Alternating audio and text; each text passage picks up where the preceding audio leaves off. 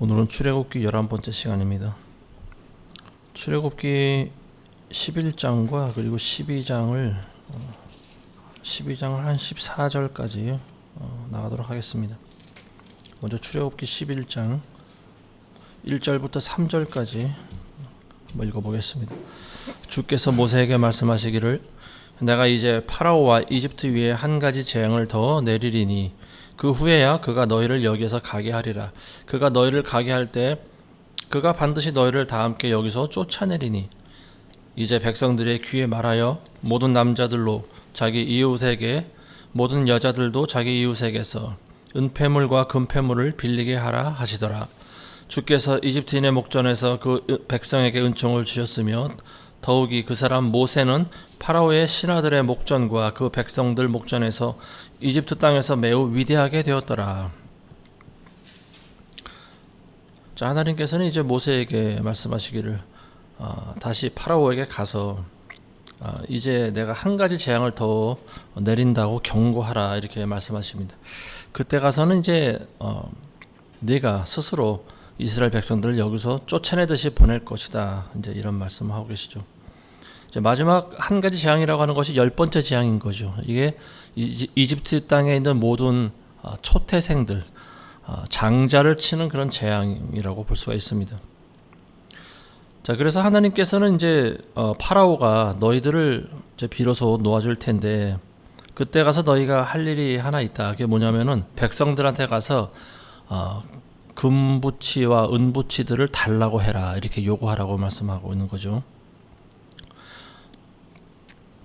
그러니까 이제 신기하게도 다음에 이제 우리가 나눌 텐데 이스라엘 백성들이 그동안 이집트에서 430년 동안 종살이를 하지 않습니까? 그러니까 하나님께서는 그에 대한 그에 상응하는 대가를 아마 받게 하시는 것 같다. 이런 생각이 들 수가 있어요. 이스라엘 백성들이 그 이집트인들에게 이제 찾아갑니다. 뭐 자기가 평소에 아는 사람일 수도 있고 아니면은 뭐 가가호호 모르는 사람일 수도 있고 어쨌든 방문해서 금부치들을 요구하는 거예요. 어떤 말로 달라고 했는지 모릅니다. 근데 어쨌든 그걸 달라고 했을 때 신기하게도 그 사람들이 그걸 내주면서 보내줬다라고 하는 거죠. 이집트 사람들의 입장에서 보면은 어찌 보면 이스라엘 백성들이 지금 끔찍한 존재가 될 수가 있는 거죠. 왜냐하면은 그 백성들을 모세와 아론이 와서 파라오에게 요구했을 때 계속해서 이집트에 재앙이 내리지 않습니까? 10가지 재앙이 내리는데 뭐 모든 물이 피로 변하고 또 개구리떼가 올라오고 이가 들끓고 뭐 파리가 들끓고 뭐 이런 10가지나 되는 재앙이 있었고요. 그리고 마지막 이 10번째 재앙 바로 전에가 온 땅이 캄캄하게 되는 이 3일간 흑암 가운데 처하게 되는 그런 참 공포스러운 이런 것들을 이제 재앙들을 9번이나 맞이했다라고 하는 거죠. 그러다 보니까 이 이집트 사람들은 굉장히 마음 가운데 두려움을 가지고 있고요. 그리고 하루빨리 이 파라오가 왕이 이집트 사람들을 좀 빨리 광야로 내쫓았으면 좋겠는데 하는 그런 마음을 많이 가지고 있지 않았을까 생각이 듭니다. 지금 뉴스를 보면은 러시아가 우크라이나와 이제 3년째 전쟁을 하고 있는데 우크라이나가 이제 드디어 반격을 시작했습니다. 그래서 러시아 본토를 지금 공격하고 들어가고 있는데요. 뭐 지금 뭐 뉴스에 보니까 뭐 한 30km 정도를 점령했다라고 나와 있습니다. 근데 뭐 정확히는 잘 모르겠지만 의외로 이 러시아라고 하는 나라가 지금 속절없이 무너지고 있는 그런 모습을 보고 있는데요. 전쟁이라고 하는 것은 양쪽이 전부 다 고통 가운데 처하게 되는 거죠. 전쟁을 하게 되면 이기는 나라도 없고 지는 나라도 없습니다. 둘 다 지는 거예요. 왜냐하면은 소모전이기 때문에 그렇습니다. 물론 강력한 나라가 경제력이 있고 무기가 많으니까 피해는 아무래도 덜 보겠죠. 그렇지만 분명한 것은 전쟁을 치르다 보면은 양쪽 다 피해를 입는다라고 하는 거죠. 지금 우크라이나가 탱크를 몰고 러시아 땅을 쳐들어가고 있는데요. 뭐 이미 70개 정도 되는 마을들이 전부 점령당했다고 합니다. 근데 푸틴이 무슨 생각을 하고 있는지는 모르겠어요. 아마 지금 핵카드를 만지작거리고 있지 않을까 그런 생각이 들고 있는데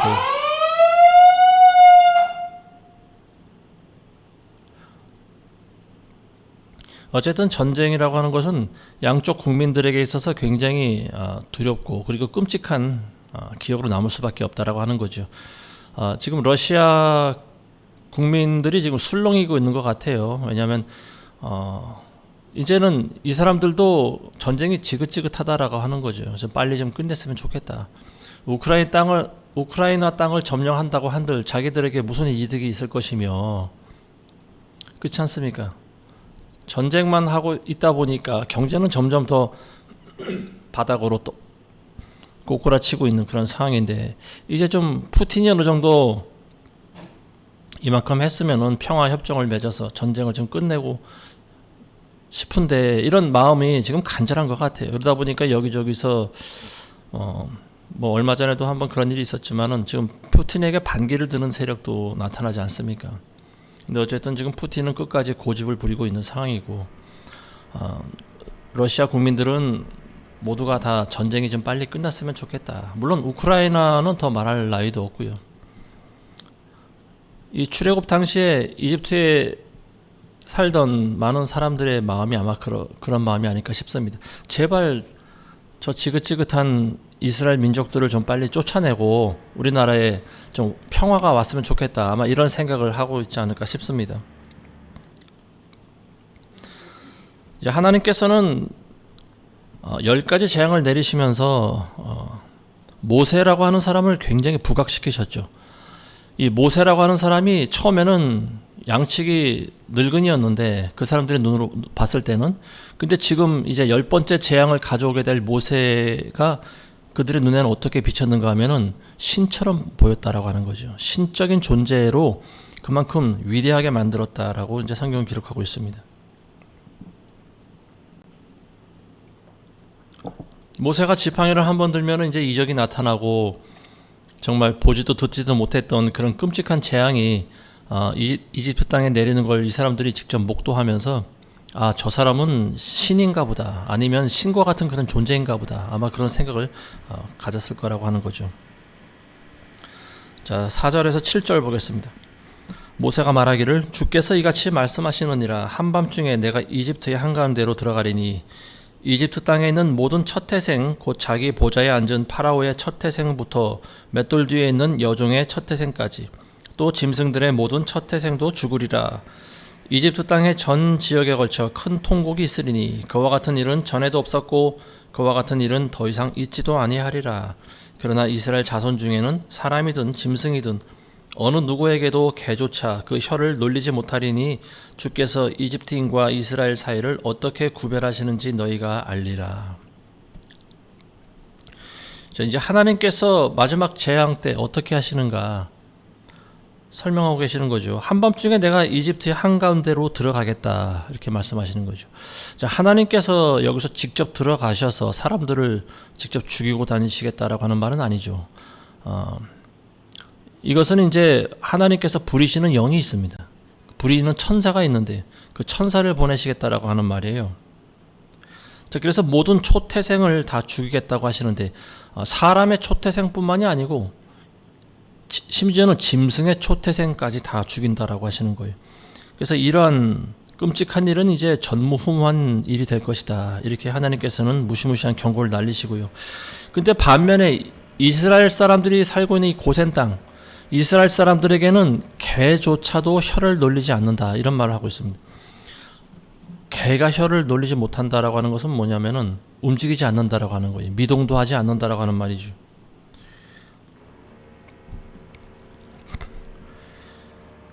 한밤중에 하나님께서 죽음의 천사를 보내시는 거죠. 그래서 집집마다 다니시면서 그 집안에 있는 초태생을 전부 다 죽이십니다. 자, 12장 23절을 한번 보시면은요, 이제 실제로 일어나게 된 일을 보는 거죠. 23절에 보시면 주께서 이집트인들을 치려고 두루 다니시리니 문이 인방과 양쪽 기둥에 피를 보시면 주께서 그 문을 지나치실 것이며 멸망시키는 자로 너희 집에 들어가서 너희를 치도록 허락하지 않으실 것임이라. 자, 멸망시키는 자라고 하는 그런 천사가 존재하죠. 그러니까 하나님께서 이 멸망시키는 자를 보내셔서 피가 칠해져 있지 않은 집은 전부 그 집 안에 있는 초태생을 죽이겠다고 하시는 말이 있는 거죠. 요한계시록 11장 9장 11절에 보시면은 이제 그 천사들이 이제 뭐 재앙을 가지고 오지 않습니까? 그 나팔 재앙 때 5번째 천사가 나팔을 부니까 어떤 일이 있냐면은 무저갱의 문이 열립니다.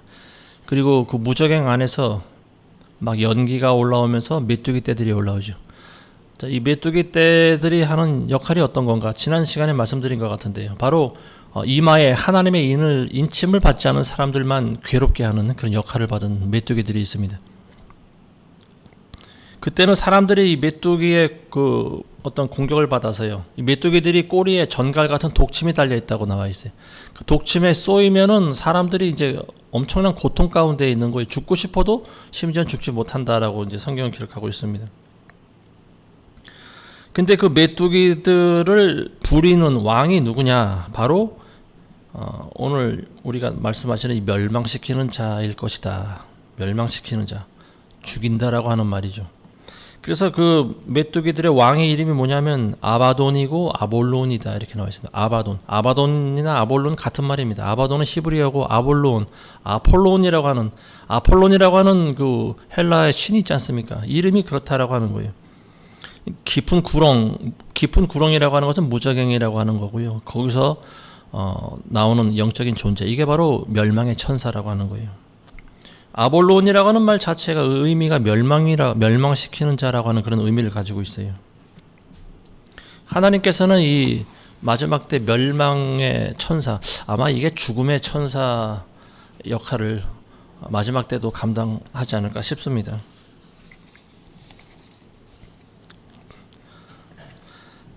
그렇지만 이집트 사람들은 다 그 초태생들을 죽이시지만 이스라엘에 있는 집은 하나도 건들지 않게 될 것이다. 근데 그 이유가 있죠. 그게 뭐냐면은 집집마다 문설주하고 그 문 인방에다가 어린 양의 피를 발랐기 때문에 그렇습니다. 피칠이 되어 있는 집은 죽음의 천사가 건너가는 거예요. 그래서 그 절기를 우리가 유월절이라고 합니다. 유월절. 유월이라고 하는 말은 건너뛰다라고 하는 그런 의미를 가지고 있는 단어죠. 개조차도 혀를 놀리지 않는다. 개도 움직이지 않는다. 개조차도 미동하지 않는다라고 하는 말이에요. 개는 굉장히 사람과는 비교도 안 되게 예민한 짐승 아닙니까? 뭐 후각 같은 경우에는 뭐 사람보다 몇만 배나 더 뛰어나다 그러죠. 개를 키워보신 분들은 아마 아실 거예요. 개가 갑자기 자다가 밤에 어디를 보고 짖는 경우가 있어요. 우리 인간들이 듣지 못하는 소리를 들었기 때문에 그런 거예요. 그리고 맡지 못하는 냄새를 맡았기 때문에 그런 거예요. 죽음의 천사가 집집마다 다니면서 초태생들을 다 죽일 때 누구보다도 개가 먼저 그걸 깨닫겠죠. 사람은 모르지만 개는 굉장히 예민하지 않습니까? 이 모든 촉각이. 근데 개조차도 미동하지 않고 그냥 가만히 잠을 자고 있을 정도로 그만큼 이스라엘 지역은 평안할 것이다 라고 하는 거예요.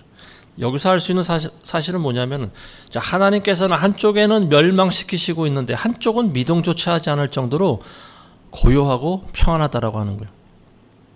여기서 말하고 있는 게 뭡니까? 하나님께서는 지금 두 집단을 어떻게 하고 계세요? 다르게 지금 그 대우하고 계시는 거죠. 이게 어찌 보면 하나님의 차별입니다. 차별화 시키신다라고 하는 거예요. 그러니까 오늘날 교회에서 가르치지 않는 부분이 바로 이런 부분입니다. 하나님께서는 모든 사람들을 공통적으로 사랑하신다라고 하는 거죠. 뭐 그 말이 거시적인 의미로 듣기에는 틀린 말은 아닙니다. 그렇지만 하나님께서는 분명히 차별하고 계시는 게 있어요. 구약시대 때는 이스라엘인과 모든 이방인들을 차별하셨습니다. 그래서 언약의 백성들을 하나님께서는 보호하시고요. 그리고 이방인들은 하나님께서는 보호하지 않았습니다. 지금 여기서 보여주고 있는 상황도 똑같은 거죠. 어린 양의 피를 이스라엘 백성들에게는 칠하게 하시는데요. 근데 이 이방인인 이집트 사람들에게는 방법을 가르쳐 주지 않으시는 거죠. 그거를 어떻게 몰래 귓속말로라도 좀 들었으면은, 그렇게 따라 했으면 아마 그 이집트 사람이라 할지라도 그 사람은 살아날 수 있을 거예요. 그 집안은. 그렇지만 이집트에게는 그러한 비밀이 알려지지 않았습니다. 하나님께서 허락하지 않은 거죠. 오직 이스라엘 백성들에게만 어린 양을 잡아서 그 피를 대문에다 바르라고 하는 그런 방법을 가르쳐 주셨다라고 하는 거예요. 이게 뭐냐면 차별입니다. 신약 시대에는 차별 안 하시느냐? 그렇지가 않은 거죠. 예수 그리스도를 통해서, 하나님의 아들을 통해서 그 예수 그리스도 안에 있는 자들은 하나님 보호하신다라고 하는 거예요. 왜냐하면 그 안에 있는 자들은 이미 어린 양의 피를 바르고 있지 않습니까? 어린 양의 본체가 되시는 분, 어린 양의 피의 본체는 예수님이시지 않습니까? 우리가 성령으로 말미암아 그분 안에 거하고 있는 거예요. 하나님의 말씀이 우리 안에 거할 때 성령이 임하시고요. 그리고 우리도 그분 안에 거하는 게 되는 거죠. 예수 그리스도를 믿고 거듭날 때 우리는 그리스도 안으로 들어가는 것과 똑같습니다. 이게 바로 하나님의 전적인 보호하심 아래, 하나님의 그늘 아래 우리가 들어가고 있는 거예요. 근데 그러한 어떤 조건적인 평등함이 아니고 조건적인 구별함이 있어야 되는데, 오늘날 많은 사람들이 떠들기는 하나님은 좋으신 분이기 때문에 모두에게 평등하게 대하신다. 심지어는 동성애자나 살인자나 간음한 자나 모든 사람들을 다 똑같이 대하신다라고 하는 거예요. 근데 똑같이 대하시는 게 아니에요. 하나님께서는 지금 길이 오랫동안 참고 보고 계시는 거예요. 이 사람들이 끝까지 회개하지 않으면 하나님께서는 심판하십니다. 언젠가는 처단하시는 거예요. 근데 그게 예수님 오실 때뿐만이 아니고 각 사람에게 주어진 때가 있다라고 하는 거예요. 그러니까 이 말씀을 혹시라도 동성애자라고 하는 분이 들으신다면, 나는 분명히 남자로 태어났는데 나는 여자가 되고 싶어서 여자처럼 살아갈 거야. 아니면 그 반대로 나는 여자로 태어났는데 남자 행세를 하면서 살고 싶은 분들이 있다라고 하면은, 이 말씀을 듣는 순간 여러분들이 회개를 하셔야 됩니다. 회개하시고 돌이키셔야 돼요. 하나님께서 주시는 성을 여러분들 지키셔야 됩니다. 남자로 태어나게 한 사람은 남자답게 살아야 되는 거고요. 여자로 태어나게 하신 사람은 여자로 살아가야 되는 거예요. 근데 그걸 자기 마음대로 바꾸면 하나님 앞에 그게 죄가 됩니다. 비록 교회에서 괜찮다고, 하나님은 모두 사랑하시기 때문에 너가 죽어도 지옥에 갈 일은 없어, 이렇게 말을 한다면 그건 미혹인 거예요. 하나님 말씀을 우리 사람이 바꿀 수가 없습니다. 때가 될 때까지 하나님께서는 우리가 회개할 때까지 그걸 지켜보고 계시는 것 뿐이에요. 근데 끝까지 회개하지 않으면 하나님께서는 어느 때 우리의 목숨을 걷어갈지 모릅니다. 그럼 그때 가서는 하나님은 말씀대로 행하십니다. 율법대로 행하시는 거예요. 분명히 동성애자나 남색하는 자나 간음한 자나 이런 사람들은 전부 죽이라고 나와 있지 않습니까? 이 세상에서 죽임을 당하지 않으면요, 하나님께서는 지옥에 보내시는 거예요. 그게 더 무서운 겁니다. 근데 그걸 가르쳐줘야 되는 게, 그게 진정한 하나님의 사랑인 거죠. 그게 공의인 거고.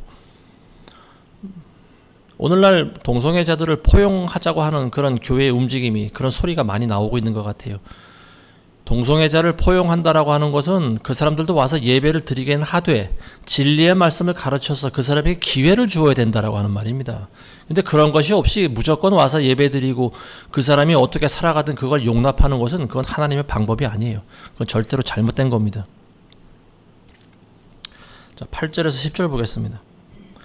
당신의 이 모든 신하들이 내게 내려와서 내게 절하며 말하기를, 당신과 당신을 따르는 모든 백성은 나가소서 하리이다. 그 후에야 내가 나가리이다 하고 모세가 심히 노하여 파라오에게서 나오니라. 주께서 모세에게 말씀하시기를, 파라오가 너희에게 경청하지 아니하리니 내가 나의 이적들을 이집트 땅에서 늘려 행하리라 하심으로, 모세와 아론이 이 모든 이적들을 파라오 앞에서 행하였으나 주께서 파라오의 마음을 완악하게 하심으로 그가 이스라엘의 자손들을 그의 땅에서 나가게 하지 아니하더라. 첫 번째 재앙부터 9번째 재앙까지 이집트 땅에는 이미 내린 상황이고요. 그리고 모세가 가서 이제 마지막 10번째 재앙도 내릴 텐데 각오하고 있으라 경고를 합니다. 근데도 파라오의 마음이 변하지 않죠. 그러니까 이제 그대로 물러나옵니다. 이 9가지나 되는 재앙을 이집트 땅이 재앙 가운데 있는 것을 보면서도 파라오가 절대 회개를 하지 않는 거죠. 자, 12장 보겠습니다. 이제 12장 1절부터 3절입니다.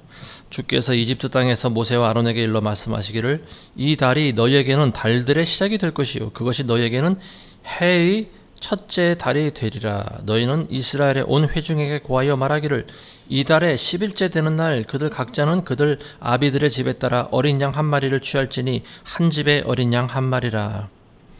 자, 이제 드디어 어린 양과 관련된 그 유월절에 대한 이제 규례가 시작되고 있는 거고요.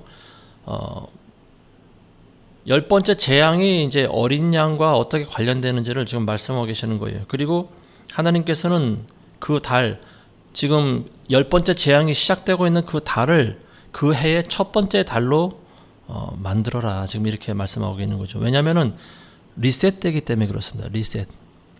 요즘 우리 교회 가끔 간혹 들리는 단어가 리셋이라고 하는 단어예요. 그죠? 뭐 일루미나티니, 프리메이슨이니, 뭐 이런 거에 대해서 잘 아는 사람들은 리셋이라고 하는 이 단어도 아마 굉장히 좀 마음 가운데 두고 있는 분들이 있을 거예요. 리셋. 지금 마지막 때 이 세상 권세자들이 준비하고 있는 것이 바로 리셋이라고 하는 것이죠. 리셋이라고 하는 것은 뭐냐면, 온 인류가 다시 시작된다라고 하는 말인데요. 가장 크게는 이게 어디서부터 리셋이 됐냐. 경제부터 리셋된다라고 하는 거죠. 리셋을 선포하면은 이제 그때부터는 우리의 소유를 주장하지 못할 수가 있습니다. 그래서 뭐 그 부분에 대해서 알고 있는 사람들은요, 이미 많은 자신의 어떤 그 자본과 자산들을 아마 지금 정리하고 있는 사람들도 좀 있는 것 같아요. 그리고 이미 전 세계적으로 현금과 화폐들을 지금 정리하기 시작했습니다. 예전에 현금을 사용한 거에 지금은 절반도 되질 않아요. 절반이 아니라 한 20-30%밖에 남지 않은 것 같습니다.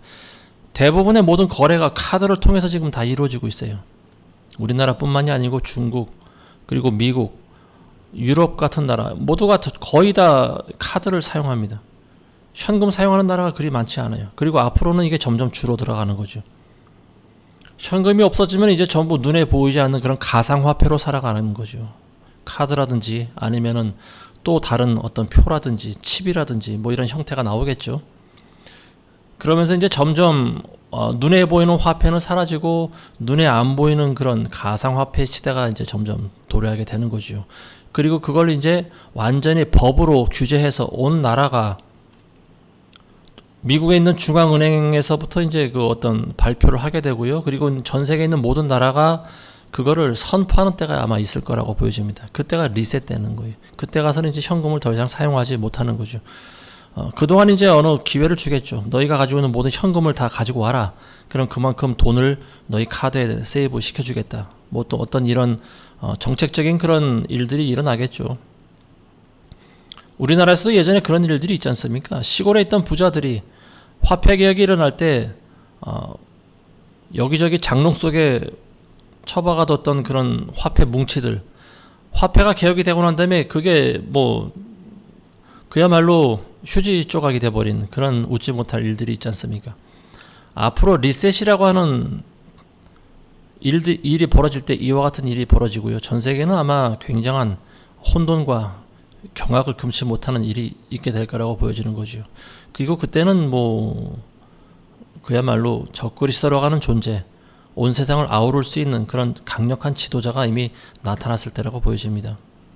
근데 아직은 그때는 아닌 것 같아요. 근데 우리가 마음의 준비는 어느 정도 하고 있어야 되지 않을까 싶습니다. 전 세계적인 흐름이 보이고 있기 때문에 그래요. 그래서 이미 전 세계 경제가 지금 무너지고 있지 않습니까? 미국도 그렇고 중국도 그렇고 러시아는 뭐 말할 것도 없고요. 그리고 일본도 이미 예전부터 경제가 지금 버블 경제라고 하는 말이 있고요. 우리나라도 점점 무너지고 있습니다. IMF 때의 상황보다 더 좋지 않은 것 같아요. 청년들은 일자리를 구하기가 하늘의 별 따기보다 어렵고요. 그와 반면에 또 인구들은 점점 노령화돼 가고 있고 먹고 살 것이 점점 없어지고 있고요. 얼마 전에 일어난 영국 폭동 같은 경우에도 보면요. 사람들이 먹고 살 게 없으니까 그런 어떤 폭력적인 행동을 했다라고 하는 그런 또 그런 기사가 보이기도 해요. 영국이 잘 사는 나라인 줄 알았지만 사실은 먹고 사는 것도 힘들어하는 그런 백성들이 굉장히 많이 있다라고 하는 거예요. 겉으로 볼 때는 선진국이지만 사실은 중진국보다도 못한 그런 경제를 아마 가지고 있지 않을까 싶습니다. 실생활이 굉장히 힘든 거죠. 우리나라는 어찌 보면 영국보다는 훨씬 나은 것 같습니다. 모든 조건으로 봤을 때. 점점 세계 경제가 이제 무너지고 있는 거죠. 자, 이제 이런 것들이 이제 전 세계적인 흐름이고요. 그리고 우리는 영적인 눈으로 바라봐야 되겠죠. 그래서 우리는 계시록에 있는 상황과 늘 비춰가면서 지금이 어느 때이다 어렴풋이 짐작을 우리가 하고 있어야 된다 이렇게 보여집니다.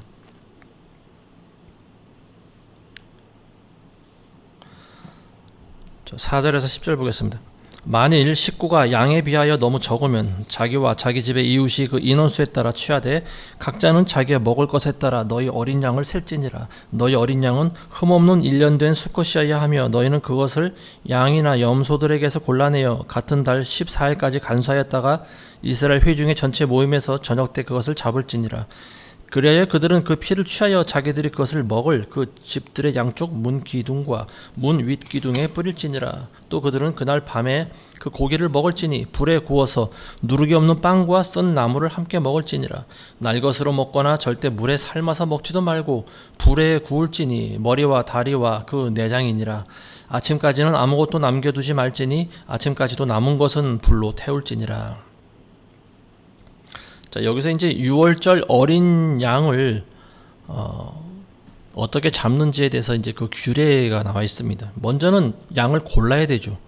어떤 양을 골라야 되느냐 하면 흠이 없는 양, 그리고 태어난 지 1년 된 수컷 양을 잡아야 된다 이렇게 나와 있죠.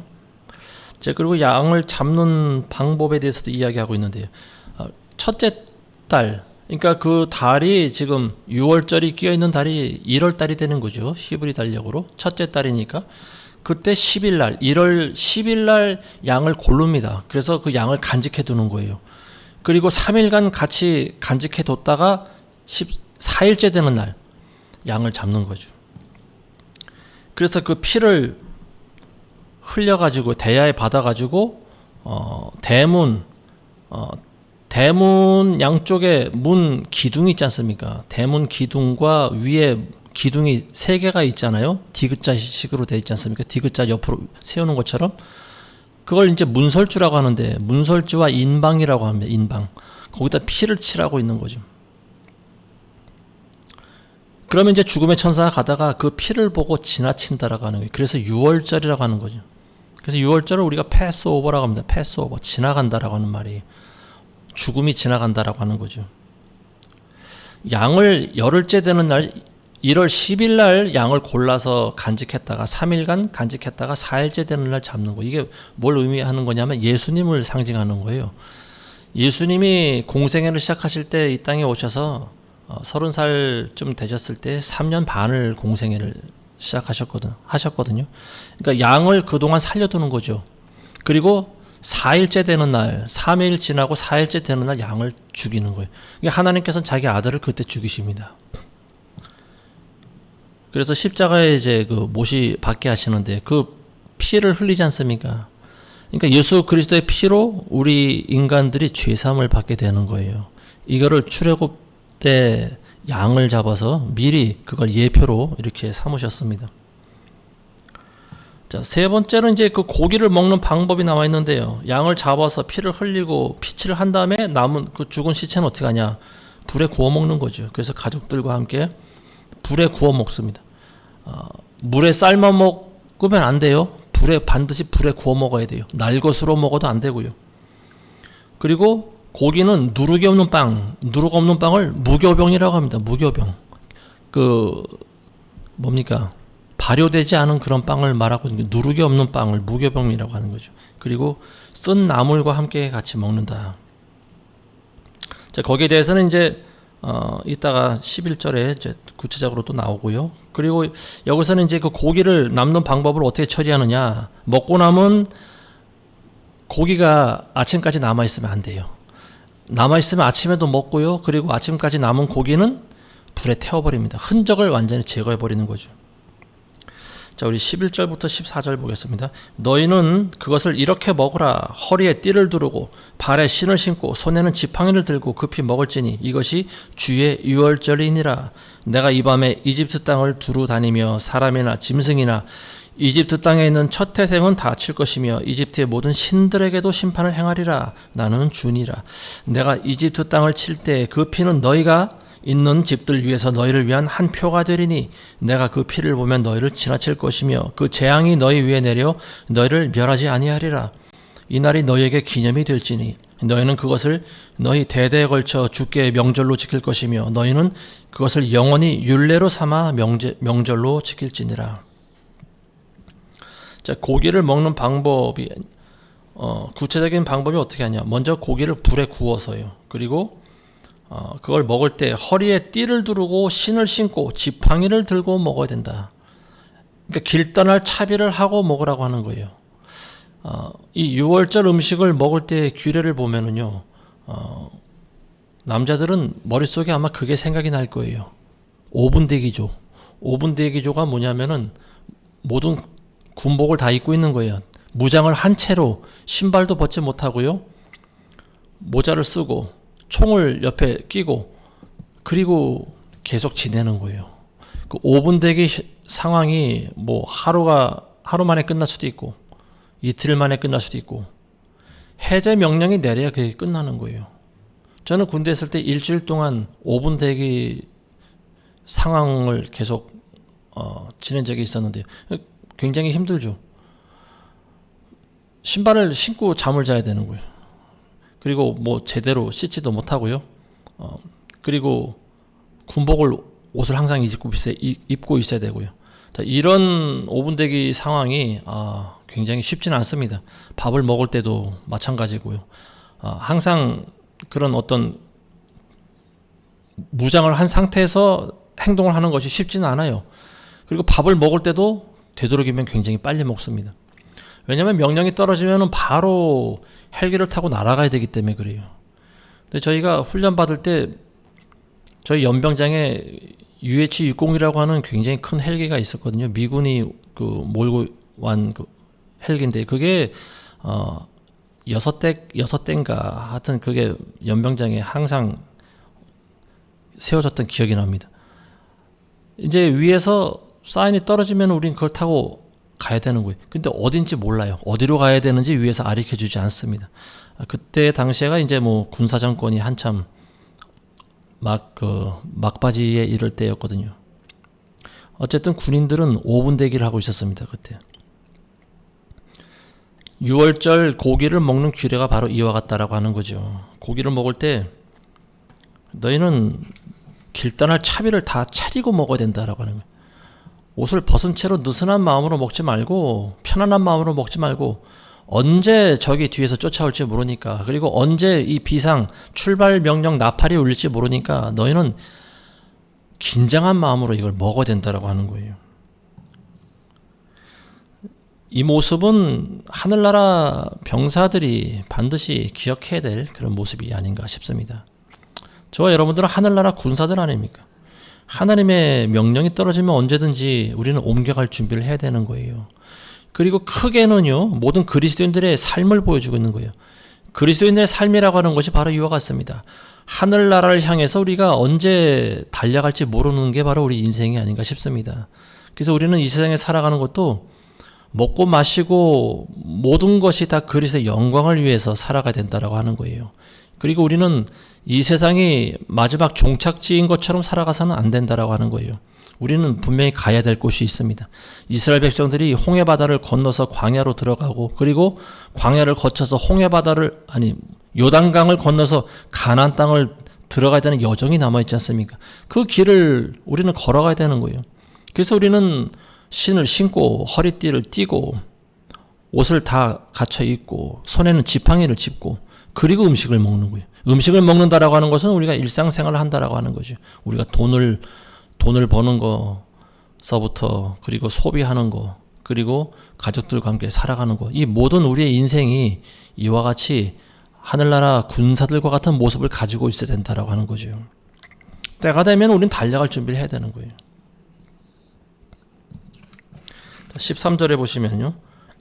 내가 이 이집트 땅을 칠 때 그 피는 너희가 있는 집들 위에 너희를 위한 한 표가 되리니 내가 그 피를 보면 너희를 지나칠 것이며 재앙이 너희를 멸하지 아니하리라. 그 피가 너희를 위한 표식이 된다라고 하는 거죠. 피. 그리스도인들에게는 표식이 돼 있을까요? 없을까요? 피칠이 돼 있을까요? 없을까요? 피칠이 돼 있겠죠. 어린 양의 피칠이 돼 있습니다. 예수 그리스도를 믿는 사람들에게는 이마에 그 피가 칠해져 있습니다. 눈으로는 보이지 않는 거죠. 근데 영적인 눈으로 보면 우리에게는 표식이 되어 있습니다. 그래서 죽음의 천사가 우리를 치러 올 때 우리를 건들지 않는 거예요. 그리고 이 피칠함이 없는 사람들만 치는 거죠. 고통스럽게 만드는 거예요. 그래서 마지막 때 5달 동안이나 이 메뚜기 같은 영적 존재들에 의해서 많은 사람들이 고통을 받습니다.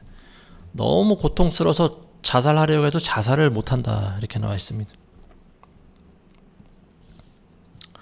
피가 칠해졌다라고 하는 것은 뭘 상징합니까? 피라고 하는 것이 뭐예요? 생명인 거죠. 생명인 반면에 또 다른 의미로는 죽음인 거죠.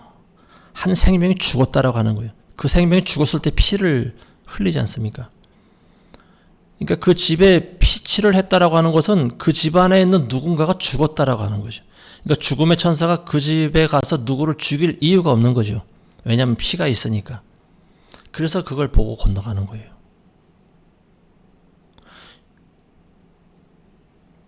그게 그리스도인들에게는 굉장한 하나님의 혜택이고 은혜라고 하는 거죠. 그게 하나님께서 우리에게 주신 표가 된다라고 하는 거죠. 죽음의 천사들이 와서 온 세상을 치고 사람들을 고통스럽게 만들고 재앙으로 죽이고 할 때 그리스도인들을 보호하시겠다라고 하는 거예요. 그게 한 표가 된다라고 하는 거죠. 그 예수 그리스도의 보배로운 피, 그 보혈. 그래서 우리가 예수님의 피를 보혈이라고 부르지 않습니까? 보배로운 피이기 때문에 그래요. 우리를 죄인에서 의인으로 만들 수 있는 피고요. 죽음에서 생명으로 건질 수 있는 표가 되기 때문에 우리는 보혈이라고 부릅니다. 자, 마지막으로 14절에 보시면 이날이 너희에게 기념이 될지니 너희는 그것을 너희 대대로 걸쳐 주께 명절로 지킬 것이며 너희는 그것을 영원히 율례로 삼아 명절로 지킬지니라. 자, 6월절이 이제 시작되는 날이 언제냐면은 1월 14일이 된 거죠. 왜냐하면 그날 어린 양을 잡기 때문에 그렇습니다. 그래서 그 이후로 이제 일주일간은 이제 또 무교절로 지키는 그 규례가 나오는데요. 그건 다음 시간에 하겠고요.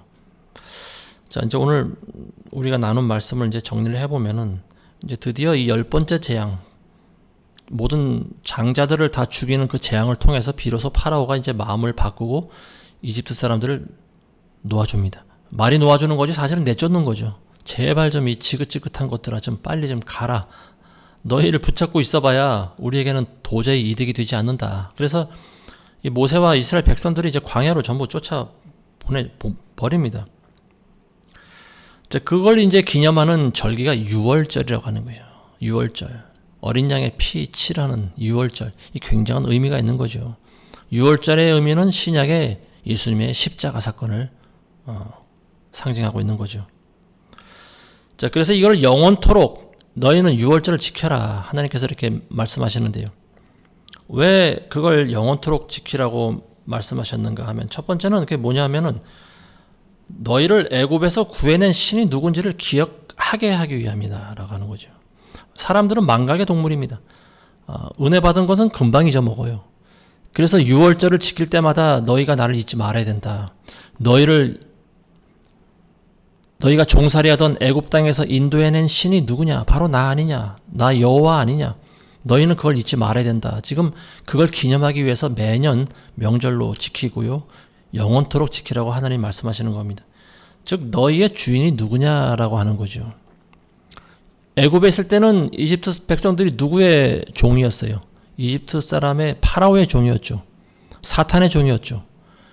근데 그 종을 하나님께서 이제 이끌어서 데리고 오셨죠. 그러면은 그 종은 누구의 종이 되느냐? 하나님의 종이 되는 거죠. 자유인으로 그냥 사는 것이 아니고 종은 종이에요. 사람들은 마귀의 종 아니면 하나님의 종입니다. 둘 중에 하나예요. 자유인이라고 하는 건 없어요. 겉보기엔 자유인처럼 살아가지만 하나님의 간섭을 받지 않는 사람들은 마귀의 종인 거예요. 결국은. 우리는 신분이 바뀐 거죠. 마귀의 종에서 하나님의 종으로 신분이 바뀐 거예요. 그래서 하나님께서 영원토록 유월절을 지켜야 된다라고 하는 그 말씀의 의미는 뭐냐면 너희의 주인이 누구냐라고 하는 것을 잊지 말라고 하는 거죠. 사탄의 종에서 너희는 이제 나의 종이 되었느니라. 너희의 주인은 나다. 나 여호와 하나님이다. 너희는 이걸 영원토록 잊으면 안 된다라고 하는 거예요. 근데 불행하게도 이스라엘 백성들은 그걸 계속 잊어먹습니다. 그래서 하나님께서 계속 선지자를 보내시는데요. 선지자를 통해서 이스라엘 백성들에게 경고하실 때마다 그 말씀을 계속 하시는 거예요. 너희가 노예되었던 이집트 땅에서 인도해낸 신이 누구냐? 이 말씀을 하나님께서 계속 선지자들에게 주십니다. 그걸 알게 하시는 거죠. 그리고 두 번째 유월절의 의미는 뭐냐면 앞으로도 이러한 하나님께서 이러한 일들을 보이실 것이다 라고 하는 거예요. 기적의 하나님이심을 너희로 알게 하시겠다라고 하는 거죠. 종살이하던 애굽 땅에서 너희를 건져냈듯이 앞으로도 모든 민족들을 내가 건져내는 그 사역을 영원토록 하겠다. 이런 의미가 들어있는 거죠. 자, 오늘은 여기까지 하고요. 다음 시간에는 이제 유월절 그리고 6월절에 바로 이어서 진행되는 무교절, 이 무교절 규례 그리고 이스라엘 백성들의 이제 출애굽에 대해서 이제 같이 나누도록 하겠습니다. 기도하겠습니다. 하나님 아버지 감사합니다. 예수 그리스도는 어린 양으로 이 땅에 오셨습니다. 자신의 몸을 찢고 피를 흘리셔서 우리에게 발라주셨나이다. 우리는 그 피에 힘입어서 하나님 나라의 백성이 되었습니다. 하나님의 그 은혜를 영원토록 잊지 말게 도와주시옵소서. 이스라엘 백성들과 같이 구원받았음에도 불구하고 계속되는 불순종과 잘못으로 말미암아 하나님의 마음을 슬프게 하지 않는 그런 우리가 되게 도와주옵소서. 끝까지 우리는 그 길을 걸어가기 원합니다. 끝까지 우리를 구원해내신 하나님, 우리의 주인 되신 하나님, 그 하나님을 우리가 잊지 말게 하시고 예수 그리스도의 그 보혈의 공로에 힘입어서 주님 나라 가는 그날까지 우리가 긴장의 끈을 놓지 않고 부단히 달려갈 수 있도록 우리를 인도하여 주시옵소서. 예수님의 이름으로 기도합니다. 아멘.